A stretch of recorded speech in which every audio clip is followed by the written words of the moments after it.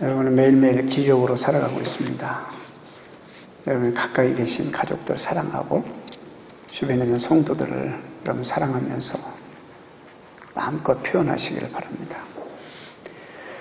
과학기술이 고도로 발달한 21세기 우리가 살고 있는데 지금도 천재지변 앞에서는 속수무책입니다. 아무것도 우리가 할 수 있는 것이 없습니다. 또 우리가 한 가지 2011년 3월 11일 일본 동북부를 강타한 쓰나미는 아름답던 해안가 마을들을 삽시간에 생지옥으로 만들어 버렸습니다. 또 오늘 지금 보고 있는 우리가 보았던 동남아를 덮친 쓰나미 30만 명의 생명을 앗아갔습니다. 아마 우리가 살고 있는 우리 생애의 가장 처절한 자연재해로 기록될 것입니다. 물로 인한 재앙이 얼마나 무서운지 위성에서 바라보면 해안선 자체가 다 바뀌었다고 합니다. 폐허가 된 동네들은 온갖 쓰레기와 죽은 사람들의 시신들로 뒤엉켜서 유행병과 그와 같은 2차 재난이 우려되었던 상황을 우리는 잘 압니다. 근데 놀라운 것은 여러분 이런 자연재해보다도 더 무서운 것이 인재입니다. 여러분 자연재해는 아무리 혹독해도 오래가지 않아 복구됩니다.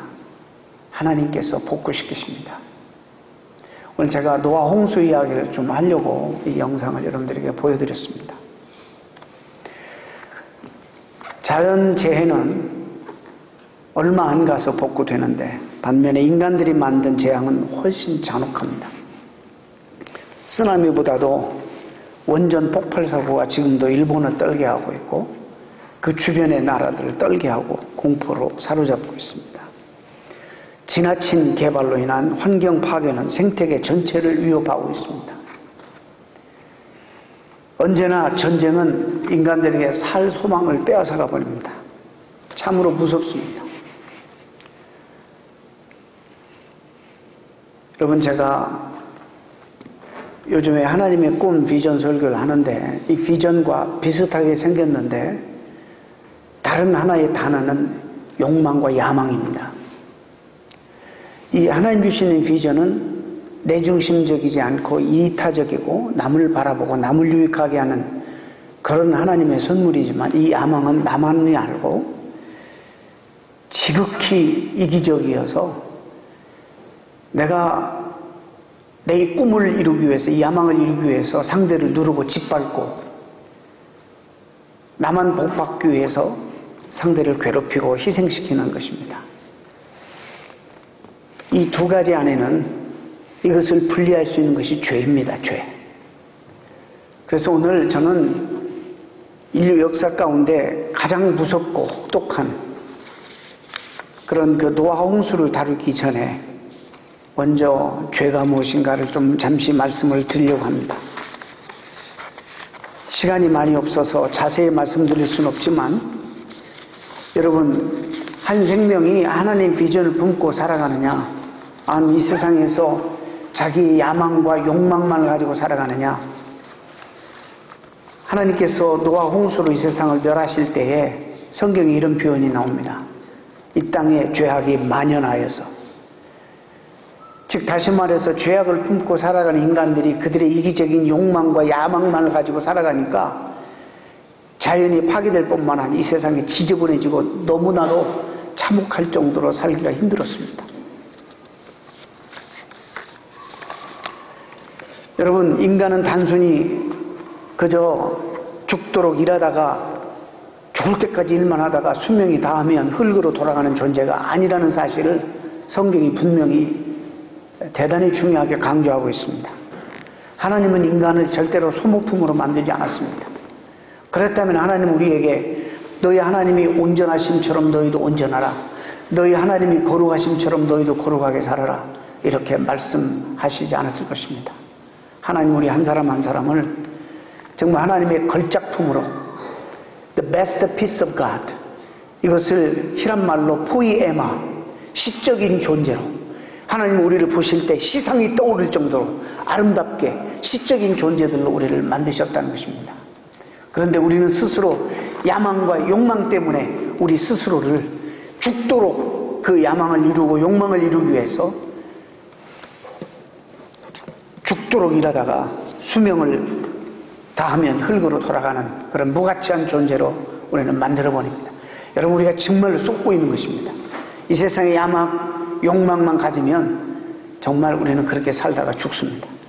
그래서 우리는 진지하게 하나님이 주시는 비전이 무엇인지, 우리가 무엇을 보고 살아야 될지, 보이는 현상만을 보지 아니하고 현상 속에 감추어진 본질이 무엇인지, 인생의 진정한 가치가 무엇인지, 이런 것들을 늘 보면서 살아가야 됩니다. 믿음이라는 게 뭐냐? 믿음이라는 것은 보는 세계만을 보고 살아가는 것이 아닙니다. 보이는 현상 속에 더 감추어진 그 본질을 보는, 하나님이 주시는 그 본질의 의미를 깨닫는, 이것이 믿음이라는 것입니다. 그래서 이 본다는 것과 대단히 중요한 연관이 있는 것입니다. 우리는 죄가 어떻게 이 땅에 들어왔는지 잠시 설명할 필요가 있고, 노아 홍수 이 사건 배경 이전을 잠시 살펴볼 필요가 있습니다.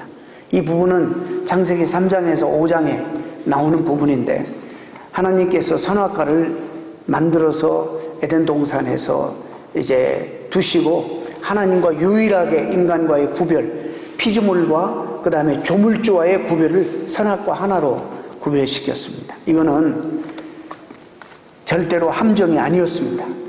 하나님은 우리를 완벽하게 창조하셨습니다. 하나님으로 창조하지 않고 인간으로 완벽하게, 이 말은 우리 인간이 얼마든지 선택해서 따먹지 않을 수 있는 능력을 하나님이 충분히 우리에게 주셨다는 말입니다. 우리에게 자유를 허락해 주셨습니다. 어떤 자유냐? 어떤 자유냐면 어떤 한계나 법이나 한계로부터의 자유가 아니라 더 무한한 가능성을 향한 자유. freedom from이 아니라 freedom to, 이런 자유를 우리에게 주셨습니다. 예를 들어서 이런 겁니다. 하나님 우리에게 높은 빌딩에 올라가서 그 빌딩에서 내가 자유라고 생각할 때 마음대로 하는 게 자유라, 이렇게 생각하면 안 되는 것입니다. 그러면 지구의 중력을, 이미 기존에 있는 어떤 법률이나 원리를 무시하고 떨어지면 죽습니다. 하나님 우리에게 지혜를 주셔서 엘리베이터도 만들고 또 그것을 효과적으로 내려올 수 있도록 계단을 만듭니다. 얼마든지 엘리베이터를 탈 수도 있고 계단을 탈 수 있는데, 나는 이 한계를 뛰어넘겠다, 내 마음대로 하겠다, 자유를 누리겠다 해서 높은 빌딩에서 뛰어내리면 어떻게 됩니까? 죽습니다. 이게 죄입니다. 이게 죄인 겁니다. 우리는 조물주가 될 수가 없는 것입니다. 하나님의 만들어 오신 창조의 질서를 우리들이 순종하고, 그 하나님이 우리에게 주신 정말 더 무한한 가능성을 향한 그런 자유를 우리가 누리면서 살아가는 것이 얼마나 큰 축복인지 우리는 알아야 합니다. 성경은 죄가 어떻게 들어왔는지, 사탄에 대해서, 죄의 기원에 대해서 그 구체적으로 말을 아끼고 있습니다. 말하지 않습니다. 오히려 이 참혹한 세상 속에서 성경은 오히려 이렇게 죄로 말미암아 타락하고 참혹한 세상 속에서 어떻게 우리가 소망을 가지고 살아가고, 어떻게 우리가 정말 이 세상에 눌리지 아니하고 하나님의 자녀로서 소망 가운데 힘있게 살아갈 수 있는가를 더 강조하고 있습니다. 여러분, 성경은 그렇게 그런 의도로 기록되어 있습니다.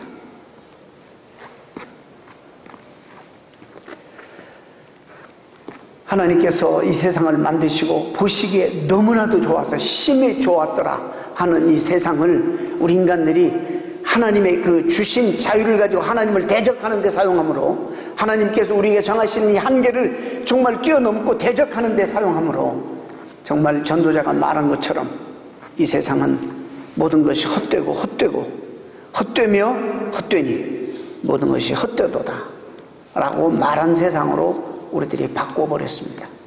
그래서 정확하게 말하면 바로 그 하나님 밖에 있는 사람은 누가 뭐라고 해도, 어떻게 겉에 보기에 호화롭게 보여도 헛된 인생을 살 수밖에 없는 것입니다. 이것이 성경이 주시는 가장 중요한 진리예요. 그러나 우리가 가진 것 없고 참 볼품없는 사람 같아도 하나님 안에 살아가는 사람은 가장 가치 있고 가장 보람 있고 가장 행복하게 살 수 있다는 것을 보장하는 것이 성경의 약속입니다. 너무나도 중요한 원리죠. 이것이 바로 창세기 3장과 그래서 5장까지 이야기고, 그러나 인간은 끊임없이 하나님의 회복하시면 다시 또 되돌아가요.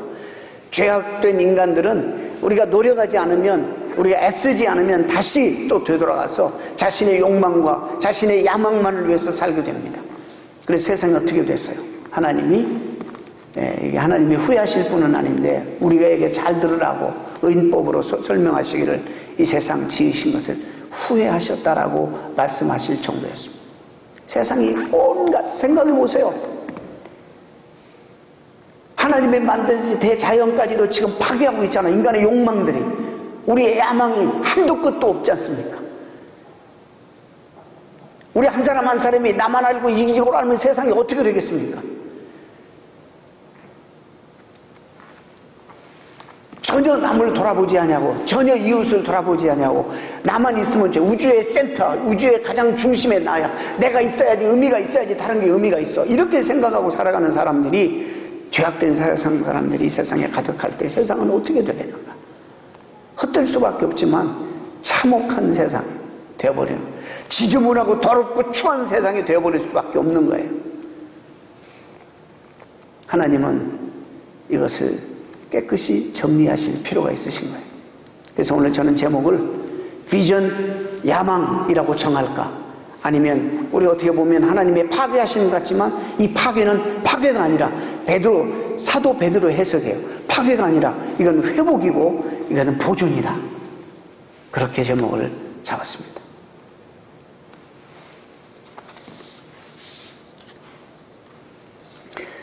늘 에덴 동산에서 내어 쫓으면서 또 하나님은 어느 분이 말한 것처럼 하나님의 함께 쫓김을 받습니다. 너무나 우리를 사랑하셔서 포기할 수 없어서. 여러분, 우리 단기 선교를 지난주 다녀왔습니다. 지난주에. 여러분, 조금 우리같이 부정한 부모라도 아이들이 그곳에 있으면 우리의 마음이 어디로 달려갑니까? 여기에 살아도 우리의 마음은 멕시코에서 달려가 있습니다. 우리 아이들이, 내 자식이 잘 있는가? 위험한 일 만나진 않는가? 위험하다 받았는데 잘 있는가? 우리 마음이 그리 쏠리는 거예요. 하나님도 마찬가지예요.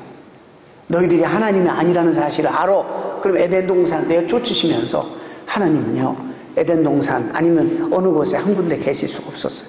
하나님 마음은 쫓김을 받은 죄인들과 함께 가실 수밖에 없었습니다. 하나님의 열정이 나타나죠.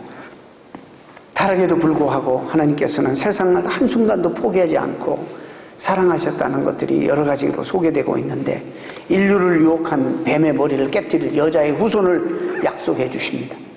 뿐만 아닙니다. 죄 없는 짐승을 잡아 무화과 잎새를 대신할 가죽옷을 만들어서 입혀서 내보냅니다. 이런 것들을 볼 때 하나님 죄인들을 향한 사랑을 더욱더 우리는 구체적으로 볼 수 있습니다. 이 노아 홍수는 성경뿐만이 아닙니다. 이 사건은 고대 기록들이 전하고 있고, 고대 문명치고 홍수설화가 없는 문명은 거의 없습니다. 누가 봐도 뭔가는 분명히 물로 세상이 어떻게 되었다라는 것은 다 안다는 말이죠. 홍수 심판이 온 것은 인간이 하나님을 배반하면서 세상에 악으로 더럽혀져 있기 때문입니다. 이렇게 생각하세요. 어떤 일을 도저히 이것은 어떻게 이게 닦아가지고 해결을 될 수 있는 문제가 아니에요. 그래서 물로 쫙 씻어서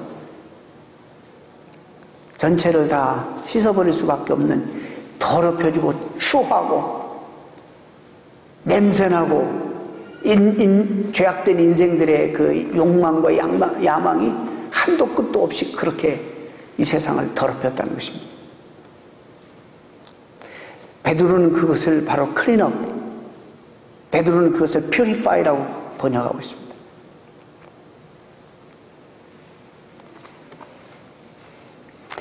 본문에 믿음으로 노아는 아직 보이지 않는 일에 경고하심을 받아 경외함으로 방주를 준비하여서 그 집을 구원하였다. 이 믿음이 이런 것입니다. 지금 비가 한 번도 내려본 적도 없고 구름도 한 점 없는 그곳에서 하나님의 약속을 받고 이 노아는 방주를 짓습니다. 어느 정도 짓는지 아세요? 120년 동안 방주를 만듭니다. 이게 말이 됩니까? 아무런 개념도 없고 본 적도 없고 큰 물을 본 적도 없는 이 사람이 바다로부터 600km 떨어진 바로 그곳에서 방주를 짓는다. 하나님의 명령을 받고. 이것이 믿음 생활이라니까요. 뭔가 보여줘야지, 뭔가 만질 수 있어야지, 뭔가 증명이 돼야지 따르는 그런 게 아니고 한 번도 본 적이 없는 하나님을 얼마나 신뢰하고 얼마나 하나님을 믿었으면 그분이 하신 말씀은 틀림없이 이루어진다는 사실을 믿었으면 그가 한 번도 경험이 없는 그 하나님의 심판에 대한 경고를 듣고 120년 동안 회개 메시지를 외치면서 하나님의 마음으로 또 하나님이 약속하신 그 사건을 미리 바라보며 방주를 지었겠는가. 아직 보이지 않는 일에 여러분 이게 믿음입니다. 여러분들에게 그런 비전, 영적인 안목이 좀 있었으면 좋겠어요. 눈에 보이는 현상만을 가지고 절대 보지 말고 보이는 속에 그 본질, 감춰진 더 기본적인 본질들을 들여다볼 수 있는 여러분들이 안목이 좀 생겼으면 좋겠어요. 그래서 저 자주 기도하죠. 하나님의 안목으로, 하나님의 시각으로 세상을 바라볼 줄 알아야 된다. 믿음의 사람들은.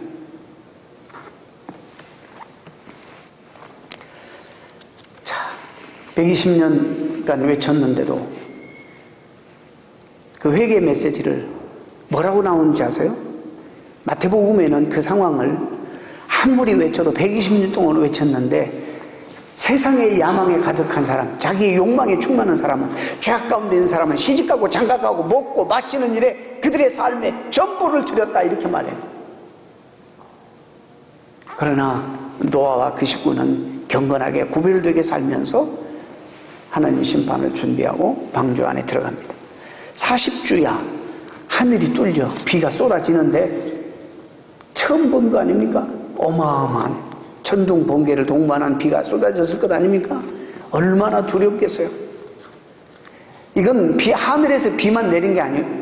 땅에 있는 이 샘이 다 쏟아가지고요, 터져가지고는 막 땅에서 물이 솟아서 터져서 올라오자 하늘에서 비가 쏟아지죠. 이 세상에 안 잠긴 것이 아무것도 없을 정도로 이 온 땅은 다 물에 잠겼습니다. 그는 이미 믿음으로 120년 전부터 방주를 지어왔기 때문에 하나님의 그 역사를 알고 있었고, 그럼에도 불구하고 방주 안에 들어가 구원받았지만은 그 천둥번개를 동반하고 쏟아지는 물과 터지는 물을 보면서 무슨 생각을 해서 얼마나 두려웠겠어요. 그러나 그런 상황 속에도 그가 붙들고 있었던 것이 무엇일까요? 하나님의 말씀이에요. 언약이에요. 하나님의 약속이에요. 그걸 붙들고 있었습니다.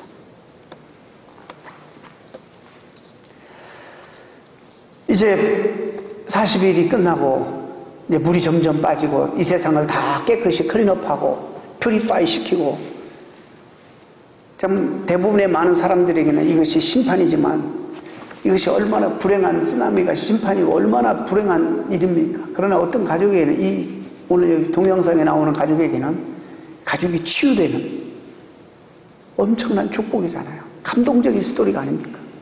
가족끼리 대화가 끊겼어요. 부부가 서로 일하다가 자식들하고 이야기할 시간도 없어요. 너무 바쁘게 사니까. 무엇을 위해서 그렇게 바쁜지도 모른 채 자식들하고도 대화가 안 되고, 그래서 급기야 이들은 처방을 내렸는데 우리가 패밀리 트립을 한번 가자. 가족 여행을 갔어요. 어디로? 태국으로. 가서 그 일을 만났어요. 엄청 불행한 일을 만났어요. 그런데 그 불행한 일이 이들에게는 치유되는, 회복이 되는 축복이 되었단 말이에요. 방주 문을 열고 밖을 내려다봤던 이 노아의 심정을 한번 여러분 보세요. 어떤 심정이었을까?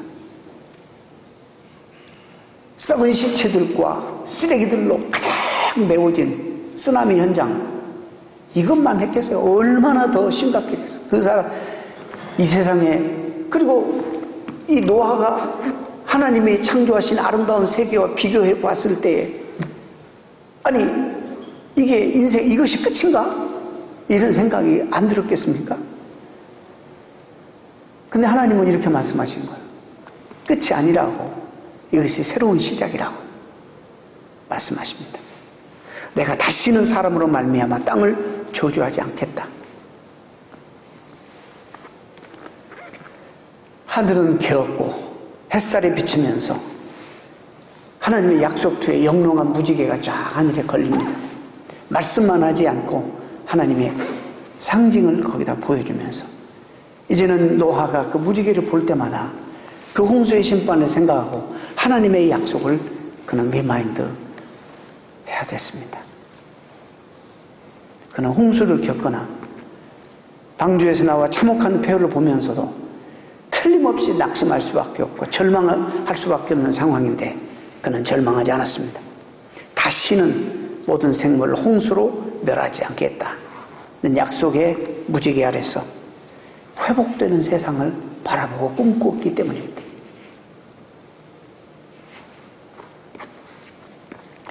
노아는 이 약속을 믿고 참담한 세상의 한복판에서, 지구의 한 구덩이에서 하나님의 약속인 회복을 내다보며 방주에서 나와서 다시 지구의 한 구석에서 농사짓기 시작합니다. 뭘 봤어요? 그리고 난 다음에 하나님이 자연을 회복하시는 모습을 그가 보았고, 아마 처음으로 세상에 치유되는 모습을 본 첫 번째 사람이 아닌가 생각합니다. 새로운 세상이 펼쳐지자 하나님은 그들에게 짐승을 이끌어내 보내라 그러시면서 이런 말씀을 주십니다. 본래 창조의 목적과 사람의 본분을 수행하도록 말씀하시면서 창세기 1장 22절과 28장 땅에 충만하라.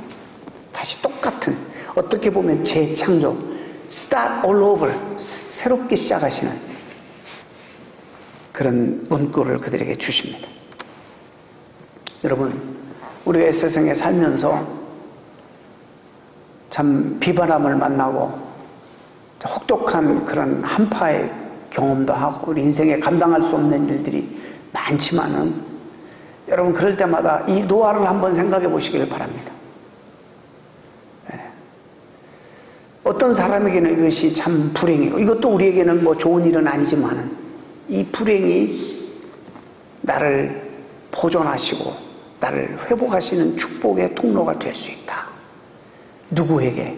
하나님의 약속을 붙들고 믿고 있는 믿음의 사람들에게. 그래서 우리들에게는 멸망하는 불행은 절대 없습니다. 하나님의 약속입니다.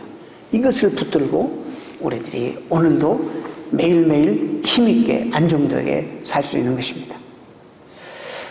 이 노아의 원리, 영적인 원리가 우리에게도 동일하게 적용되는 것입니다. 구원을 위해서는 방주인 배 안으로 그들이 들어가야죠. 오늘도 구원을 위해서 방주이신 예수 그리스도 안에 우리가 들어와야 됩니다. 주님을 만나야 됩니다. 구원받았다면 이제 이들은 방주에서 또 나가서 인간이 창조의 목적을 이루고 사람의 본분을 다시 수행하는 일을 해야만 했습니다. 우리도 하나님이 부르신 이유, 그리스도 안으로 우리를 불러서 이곳에 모이게 하신 이유가 있다면 바로 동일한 원리가 적용될 것입니다. 우리가 또 나가서 구원받는 백성으로서 부활하신 주님과 함께 이 땅에 나가서 오로지 우리를 구원하시는 분은 예수 그리스도밖에 없다는 우리의 유일한 구원자인 예수 그리스도를 증거할 뿐만 아니라 이 어둡고 타락하고 썩어져가는 이 세상 속에서 빛으로 소금으로 우리가 삶으로 매력적인 그리스도의 복음을 증거하는, 그리고 삶으로 살아드리는 이 귀한 사명을 우리들이 수행하고 감당해야 될 줄로 믿습니다. 노아가 방주에서 나와서 첫 번째 한 일은 예배하는 행위였습니다. 예배. 그러니 하나님이 축복하십니다. 노아와 그 아들들에게 복을 주시며 생육하고 번성하여 땅에 충만하라, 이렇게 말씀해 주십니다. 저는 사실 그 뉴스 요즘에 그 엘니뇨 현상 때문에 캘리포니아 지역은 너무나 오랫동안 비가 안 와서 고통을 받고 있고, 캘리포니아 그 넓은 땅에서 재배하는 곡물들이 와야지 이 가축들도 먹고 채소도 우리가 싱싱한 걸 먹고 그럴 수 있는데 이게 안 되니까 지금 여러분 고기값이 2배가 올라갔습니다. 2배가.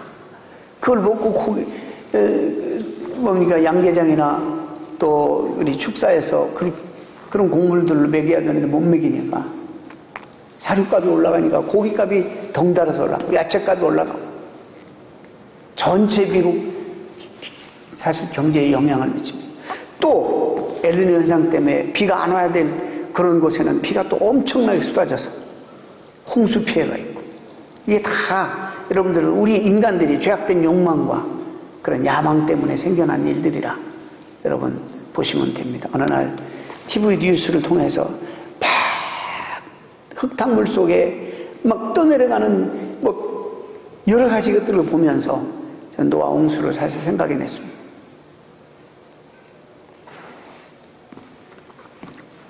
베드로는 이 노아 홍수 사건을 이렇게 이해합니다. 세상을 파괴하기 위한 심판이 아니라 회복하고 보존하기 위한 것이라고 설명합니다. 베드로전서 3장 20절에 방주에서 물로 말미암아 구원을 얻은 자가 8명, 물로 말미암아, 이렇게 여러분 물로부터가 아니라 물로 말미암아, 물로 말미암아, 이게 아무런 여러분들이 그냥 스쳐 지나갈 것 같지만 이게 굉장히 중요한 전치사예요. 물로부터가 아니에요. 물이 우리를 구원한 것이 아니라 물로 말미암아. 그리고 베드로는 이 사건을 또 세례와 연관시키고 예수 그리스도의 사건과 연관시키고 있습니다. 마치 방주에서 노아가 나와 새로운 삶을 시작한 것을 그리스도께서 부활하셔서 새로운 세계를 여신 것과 딱 이렇게 연관을 시키고 있는 것입니다. 말씀을 정리합니다. 우리 살아가는 세상이 얼마나 변화가 무성한지 모릅니다. 참으로 무서운 세상에 사실상 우리가 살아갑니다. 그런데도 매일매일의 삶이 우리가 안정되게 살아갈 수 있는 그런 그 대단히 중요한 가능성과 비결이 어디에 있는가? 이것은 다 하나님의 놀라운 은혜라는 사실을 먼저 우리가 기억해야 됩니다.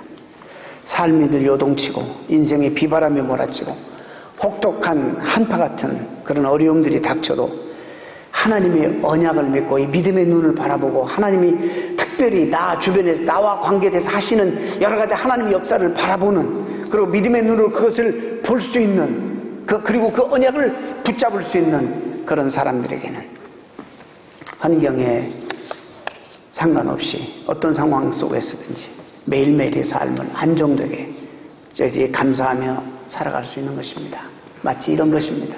농부가 이제 늦 겨울에 이른 봄에 아직도 날씨가 추운데 땅이 아직도 다 풀리지 않았는데 쟁기로 땅을 부수고 골을 만들고 비싸게 주는 값비싼 종자를 씨앗을 거기다 뿌립니다. 뭘 보았기 때문일까요? 농부가 뭘 보았기 때문에 아직도 아무것도 없는 그 메마른 땅에, 공허한 땅에 씨를 뿌릴까요? 왜 그럴까요? 이 농부는 씨를 뿌리면서 이제 추수 때에 익은 알곡들을 지금 바라보는 겁니다. 추수할 열매들을 바라보는 것입니다. 이것입니다. 바로 우리가 신앙생활 하면서 이런 것이 있어야 되는 것입니다. 그래서 농부는 아직은 땀을 흘리고 수고하고 얻은 것 없고 힘들지만 앞으로 얻게 될 그런 곡식과 열매를 내다보면서 열심히 심는 그런 노력을 다하는 것입니다. 농부가 사과나무 하나를 심을 때, 묘목을 심을 때 뭘 바라봐야 됩니까? 앞으로 수년 후에 여기서 주렁주렁 수없이 열리게 될 사과를 바라보면서 그루를 심는 것처럼 우리도 바로 그런 삶이 있어야 됩니다. 바로 눈에 보이는 현상만을 위해서 인생을 결정하고 그런 현상만을 위해서 중요한 소중한 판단을 여러분들이 놓쳐버리는 그런 불행한 일이 없어야 된다는 것입니다. 우리가 일상이 매일매일 생각해보면 의미 없는 것 같아요. 똑같은 생활에 반복되고 이런 것 같지만 여러분 중요합니다. 그렇게 생각하시면 안 됩니다. 우리가 자고 깨고 일어나면 먹고 마시듯이 우리가 정말 하나님의 말씀을 읽고 하나님 앞에 기도하고 거룩한 삶을 이루기 위해서 경건의 삶을 훈련해야 됩니다. 당장 꼭 하지 않아도 괜찮을 것 같이 보이는 경건 생활은 정한 때에 반드시 열매를 맺게 되어 있습니다. 여러분이 지금 기도한 것 틀림없이 거두고 여러분이 지금 성경을 통해서 정말 경건한 삶이 무엇인가 삶을 여러분 하나님 앞에 투자하면 틀림없이 거두게 되는 것입니다. 사랑하는 성도 여러분, 우리가 어떻게 경건하게 살 수 있어요? 조금만 우리가 정신 놓치면 이 세상의 야망과 내 욕망으로 가득 찬 인생을 살 수밖에 없어요. 이 인생은요, 그 주변이 더럽고 추하고 냄새날 수밖에 없는 거예요. 우리가 하나님 비전을 깨닫고 하나님의 약속을 붙들고 정말 살아가는, 내가 있음으로 주변이 복이 되고 내가 있음으로 다른 사람이 축복을 받는 이런 삶으로 우리가 부름 받았는데 어떻게 그렇게 살 수 있는, 대단히 죄송한 얘기지만 그리스도인 가운데 많은 경우에 이 세상의 야망과 이 세상의 자기 욕망만을 위해 살아가는 사람들이 얼마나 많은지 몰라요. 이걸 못 보니까. 성경이 이렇게 얘기합니다. 심은 대로 거둔다. 너희가 육체를 위하여 심으면 썩어질 것을 거두고 성령을 위하여 심으면 영생을 거두게 될 것이다. 주님이 분명히 말씀하셨습니다. 갈라디아서. 여러분이 매일매일 일상적인 삶 속에서 무엇을 심고 계십니까?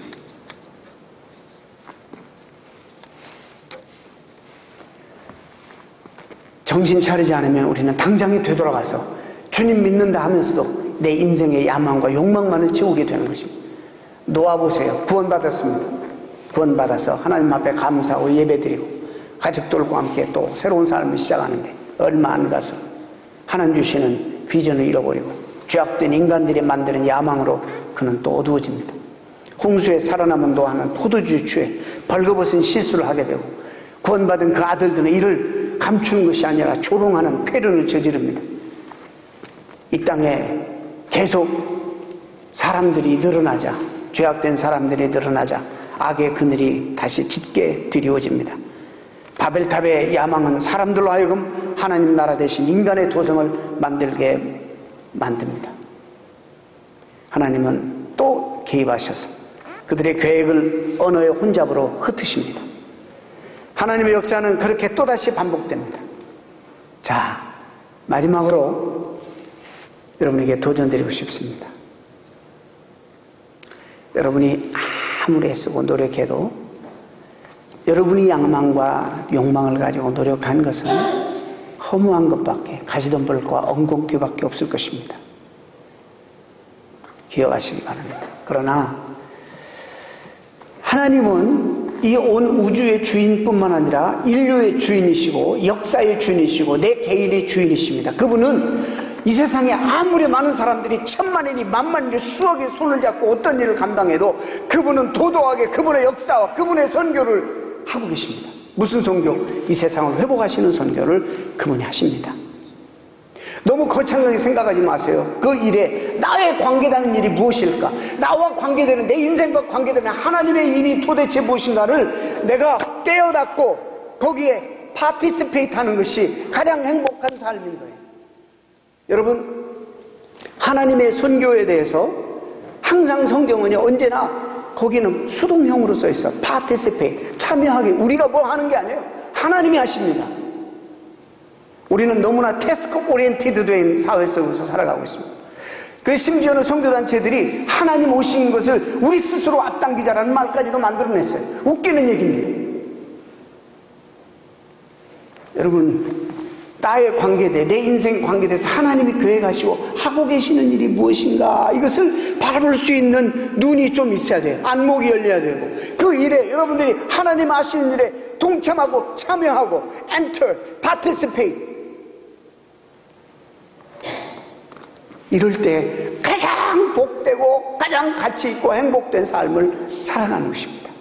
하나님의 뜻을 이루고 이런 것입니다.